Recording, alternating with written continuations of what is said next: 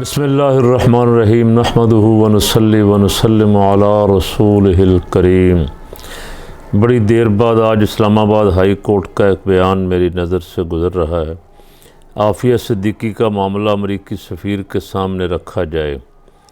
Doctor आफ़िया की सेहत कैसी है? अदालत ख़त लिखा था, कोई जवाब नहीं आया। दफ्तर ख़ारजा अमरीकी सफ़ीर से क्यों नहीं पूछते? जस्टिस एजाज़ इतने बरस गुज़र गए, सिर्फ 2 ख़त लिखे। पाकिस्तान की यह अहमियत, इसीलिए ग्रीन पासपोर्ट की कोई कदर नहीं। आज जिन दिनों इमरान खान की अमेरिका के साथ कोई थोड़े मामलात बिगड़ रहे थे और कोई साइफर आ गया कि इसको बदलो भाई, अदम एतमाद लाओ और फ़लाँ को हुकूमत में ले आओ।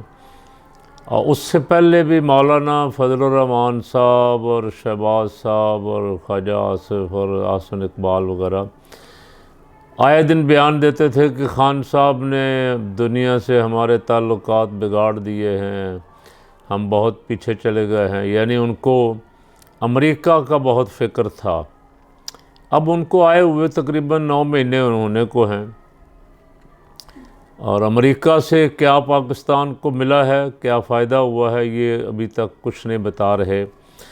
और बदकिस्मती ये है कि आफ़िया सिद्दीकी जब से बेचारी गिरफ़्तार है, जब सियासतदान अपोजिशन में होते हैं तो उसके हक़ में आवाज़ भी उठाते हैं, मिलते भी हैं, कोई बात भी करते हैं। जब हुकूमत में आ जाते हैं तो उनकी ज़ुबानें गुंग हो जाती। अमेरिका के सामने इस तरह ताबेदार और डरे हुए और सहमे हुए कि एक जायज़ मुतालबा भी करते हुए उनकी टांगें कांपती। किसी हुकूमत ने मुशर्रफ से लेके आज तक, मुशर्रफ के बाद ज़रदारी साहब आए, ज़रदारी साहब के बाद मियाँ साहब आए, मियाँ साहब के बाद शाहिद खाकान अब्बासी साहब आए और फिर इमरान खान साहब आए और अब दोबारा छोटे मियाँ साहब आ गए।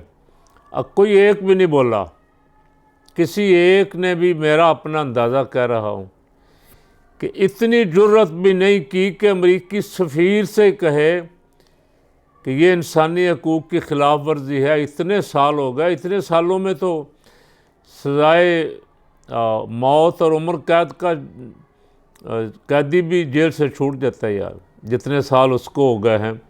और इंसानी हकूक़ के अलंबरदारों ने एक ज़ालिमाना तरीके से एक ख़ातून को बंद किया हुआ है। ना उसके घर वालों को मिलने का कोई सहूलत है, ना किसी से बात करने की कोई सहूलत है, ना कोई इलाज मुआवजे की सहूलत है। बड़े ठेकेदार और चैम्पियन बनते हैं, हम इंसानी हकूक़ के बड़े अलंबरदार हैं। हाई कोर्ट ने उनसे कहा कि आप सफ़ीर के सामने मामला रखें। जज साहब, यहाँ उनकी मर्ज़ी के बगैर FIR दर्ज नहीं हो सकती।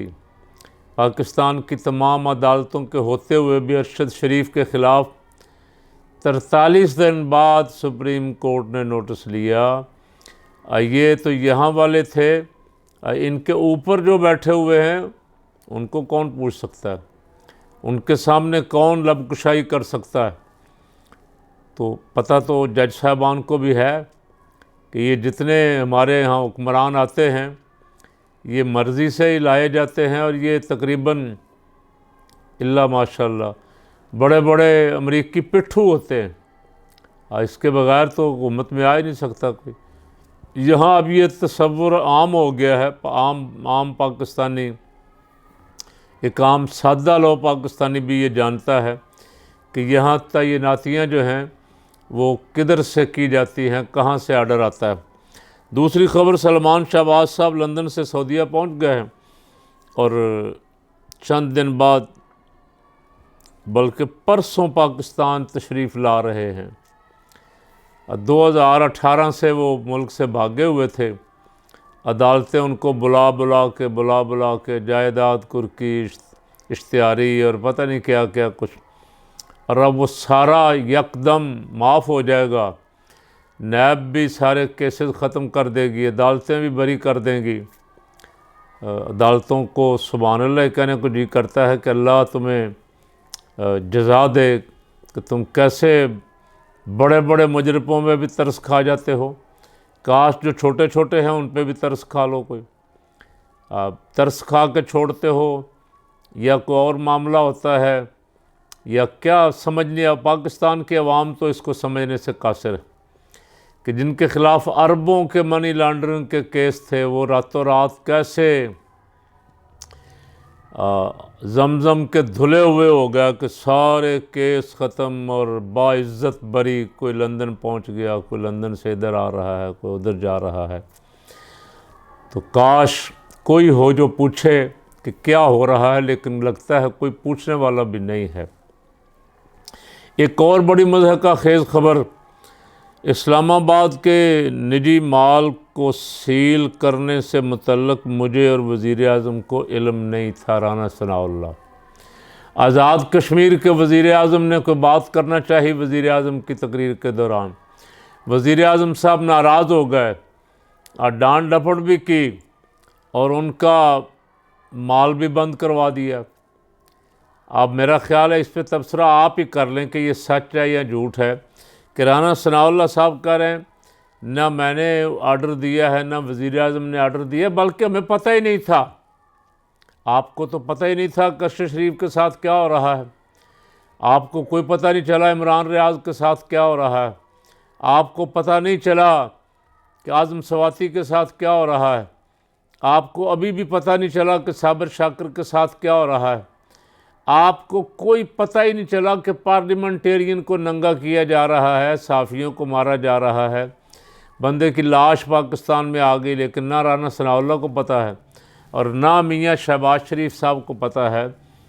तो मेहरबानी फरमाएं कौम पे बता दें कि आप किस लिए बैठे हुए हैं। अगर आप अपनी कौम की चादर और चार दीवारी, जान और माल का तहफ़्फ़ुज़ भी नहीं कर सकते, महंगाई तो खैर महंगाई के लिए तो आप आए नहीं, महंगाई तो सिर्फ उन दिनों थी जिन दिनों आप अपोजिशन में थे, उन दिनों महंगाई थी। आपके आने के बाद वो डॉलर 170 वाला 235 पे पहुंचा हुआ है, लेकिन अब कोई बात नहीं, अब आप हुकूमत में हैं। आपके आने के बाद पेट्रोल जो है वो 150 से 250 पे पहुंचा हुआ है, लेकिन अब आपको पता ही नहीं है। आप तो बिल्कुल बेगुनाह और मासूम और बेखबर बैठे हुए हैं। तो ऐसी हुकूमत सुभान अल्लाह जिसको ख़बर ही कोई नहीं है कि उसके मुल्क में हो क्या रहा है, किसके साथ ज़्यादती हो रही है, किसके साथ जुल्म हो रहा है, किसको मारा जा रहा है। अब मेरा तो ख़्याल है कि इसी बयान पे सुप्रीम कोर्ट को सू मोटो लेके वज़ीर आज़म और वज़ीर दाखिला दोनों को बुला लेना चाहिए था। अगर आपको ख़बर नहीं तो घर जाएं, जाके सोएं, आराम करें। आप मुल्क की हुक्मरानी क्या करेंगे? हुकूमत करने के लिए आप बैठे हुए हैं और आप फरमा रहे हैं कि हमें पता ही नहीं था किसी बात का। तो कोई तो आखिर है जिसको इसका जवाब देना है।